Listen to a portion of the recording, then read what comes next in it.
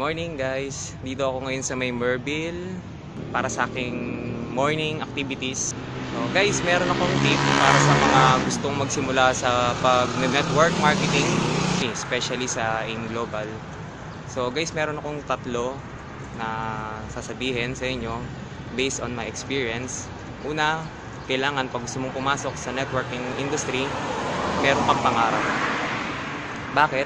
Kasi sa lahat ng bagay na papasukin, kailangan meron kang goal na dapat marating para masimulan mo siya.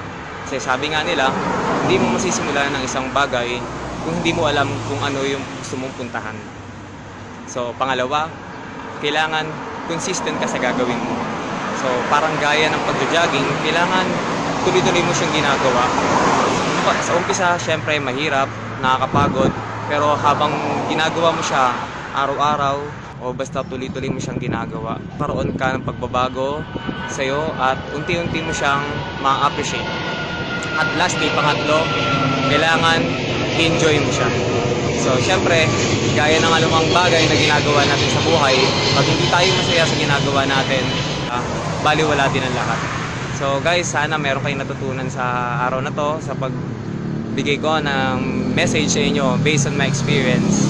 So, maihahalin tulad ko ang network marketing sa pagjo-jogging kasi kailangan may target goal ka, kailangan consistent ka sa ginagawa mo, at pangatlo, ang pinaka-importante, kailangan ini-enjoy mo ang ginagawa mo. So guys, maraming salamat sa inyo. So hanggang sa muli.